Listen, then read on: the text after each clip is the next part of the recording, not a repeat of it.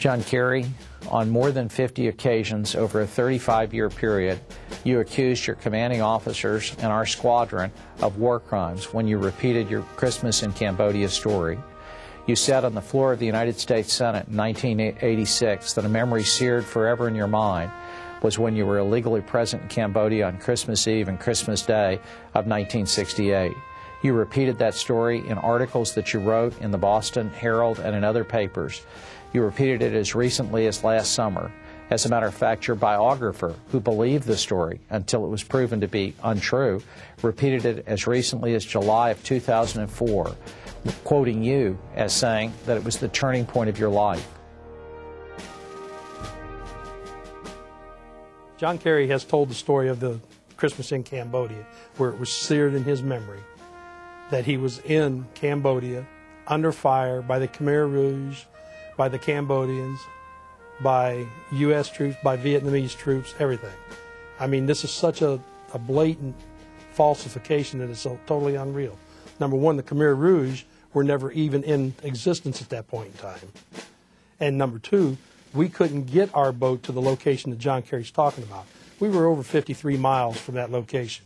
And at that point in time, on Christmas Eve, 1968, we were sitting in Sadek, tied up, having Christmas Eve dinner. Oh, it sounded great, didn't it, huh? In the Far East, in Cambodia. And what a nice place. I mean, that was adventurous, huh? On the ramparts of the free world. It's a bunch of baloney. Your own biography, the book written under contract with you, and in this biography, you told the world you were not in Cambodia, but in Sadek on December 24th and 25th, 1968.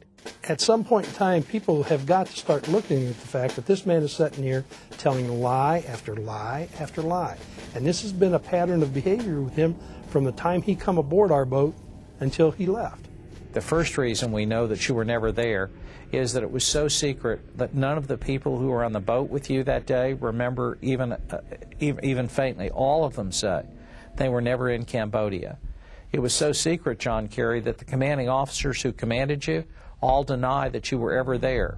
The United States Army had a Mike boat, or an LSM, correct that, the LSM, right at the border on the Bossack River to prevent anyone from accidentally entering into Cambodian territory.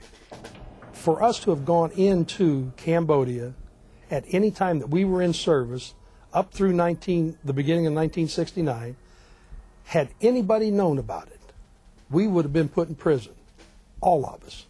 And I'm here to tell you right now that Jim Wasser, nor me, nor Steve Hatch, nor Drew Whitlow would have ever been party to anything like that.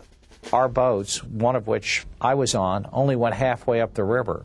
If you inexplicably tried to go further, you would have been arrested, you would have been court-martialed for going any closer to Cambodia. John Kerry has said at times, or said before, that he has done black ops with the CIA.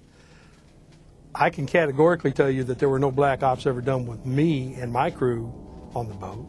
It was so secret that your parents didn't even know you were there because you wrote them a letter that night, on the night of December 24th, 1968, placing yourself in central Vietnam and telling your parents you were dreaming secure in a bed, in your words, of sugar plums dancing in your head. Now, the most egregious part of this whole thing was that he testified before the Senate of the United States in 1986, before the Senate Armed Services Committee, that he was in Cambodia. He stated that he remembers he was on a gunboat in Cambodia, that he remembers receiving Khmer fire, Cambodian fire, and Vietnam fire. That was impossible because he was not there. In July of 1971, I debated you on the Dick Cavett Show, and we were asked, could there be a bloodbath if American forces left? Your answer was that less than 3,000 people would have to leave the country. You were wrong, John Kerry. In Cambodia alone, there were 2.5 million people killed in the killing fields of Cambodia. The Constitution that you said the communists would bring to that country, it was a bullet in the back of the head of 2.5 million Cambodians. It was a nice little story, like most of the things he puts out.